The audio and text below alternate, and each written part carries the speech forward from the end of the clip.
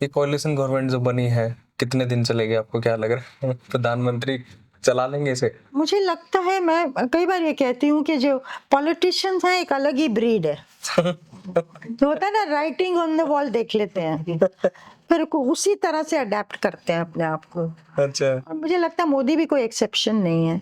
क्या है नई सिचुएशन, रिजल्ट के एक दिन बाद जो उन्होंने काउंसिल ऑफ मिनिस्टर्स की मीटिंग बुलाई थी, कुछ लोगों ने मुझे कहा, उन्होंने कहा कि हम कोalition गवर्नमेंट को भी सफलता से चलाएंगे, कोalition धर्मा को हम निभाएंगे। अब और जिस तरह से बना दी उन्होंने सरकार, पुराने मंत्रियों को बेटी पोर्टफोलियोज को हाथ से नहीं निकलने दिया बिल्कुल भी, जो भी प्रेशर हो एलाइज का। तो इम्प्रेशन दिया है कि कंटिन्यूटी होगी, बिजनेस एज यूजुअल होगा, पॉलिटिकल स्टेबिलिटी होगी, मैं हूं ना, वो सब चीजें दी हैं। अब एलाइज को, जो मोटे दो एलाइज हैं, चंद्रबाबू नायडू की टीडीपी और नीतीश कुमार की जनता दल यू, उनका इंटरेस्ट नंबर 1 है financial package. Special category status पता नहीं मिलेगा कि नहीं, लेकिन हेफ्टी फाइनेंशियल पैकेज दोनों स्टेट्स को चाहिए, और वो लगता है मुझे दे देंगे। अच्छा। किस इस मतलब इनोवेटिव तरीके ढूंढेंगे किस तरह से देंगे। तो क्या वो जैसे कहते हैं ना, सपोर्ट खींच लेंगे, उनको इस तरफ क्या मिलेगा, इंडिया की तरफ क्या मिलेगा 28 पार्टीज के साथ? क्या चंद्रबाबू नायडू को प्रधानमंत्री बना सकते हैं, वो भी इंडिया? वहां फिर ममता क्या कहेगी, कांग्रेस को मान होगा कि नहीं, कितनी ऐसी सरकार कितनी देर चलेगी?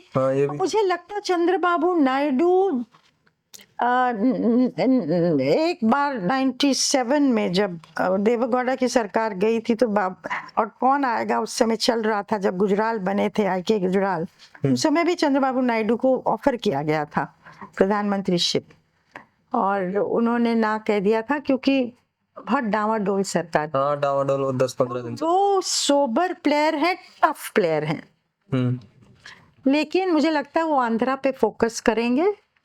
और स्पीकर के बारे में भी उन्होंने कह दिया, जनता दल यू ने तो कह दिया कि हम मान जाएंगे, उन्होंने भी कह दिया कि कंसेंसस से होगा। तो बीजेपी तो नहीं हाथ से निकलने देगी स्पीकर का पोस्ट, मुझे नहीं लगता है।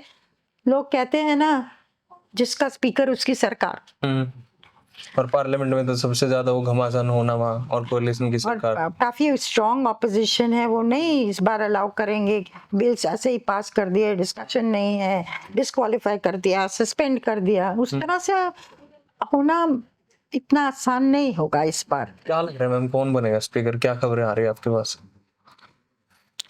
देखिए, पुरंदेश्वरी जो कि एनटी रामाराव की बेटी हैं, और चंद्रबाबू नायडू की वाइफ की बहन है, उन्होंने बीजेपी ज्वाइन किया, पहले टीडीपी में थी, अब बीजेपी में है। एक टाइम में उनका नाम था कि हो सकता है बीजेपी का स्पीकर, और चंद्रबाबू नायडू मान जाए कंसेंसस। पहले उनका मनमुटाव था, पर हाल में मैं सुनती हूँ कि सॉर्ट आउट हो गया वो। उनका नाम चल रहा था, लेकिन ओम बिरला का नाम भी चल रहा है। उनका भी चल रहा है? उनका भी पिछले दिनों में, कितना सच है मुझे मालूम नहीं, लेकिन अगर प्रधानमंत्री कंटिन्यूटी चाहते हैं कि बिल्कुल कुछ चीज बदली नहीं जाए, जैसे था वैसे ये इंप्रेशन दिया जाए, तो क्या भी वो भी हो सकता है। मैम, ये बदल क्यों नहीं रहे? कैबिनेट भी वैसे ही रख ली, तो नयापन क्या है इस सरकार में? नएपन की वो चिंता नहीं कर रहे हैं इस समय, कंटिन्यूटी की चिंता है, क्योंकि कोलिशन सरकार है तो अनसर्टेनिटी नहीं होनी चाहिए।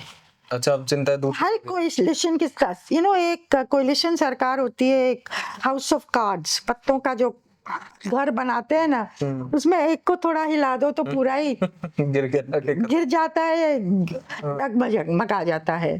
तो मुझे लगता है प्रधानमंत्री इस समय शायद रिस्क नहीं लेना चाहते। पहले उनकी चुनौती है अपनी सरकार को स्टेबल करना, देश को ये मैसेज देना कि हम स्टेबल हैं एकदम, दुनिया को ये मैसेज देना हम एकदम स्टेबल हैं। और उसके बाद जो स्टेट असेंबली के इलेक्शंस आ रहे हैं, महाराष्ट्र, हरियाणा, झारखंड, अगले साल दिल्ली और बिहार, उसमें कुछ स्टेटों को जीतना, हालांकि हर स्टेट में मुश्किल है, लेकिन अगर हार ही होती गई ना तो फिर चिंता की बात होगी, फिर सवाल उठने लग जाएंगे।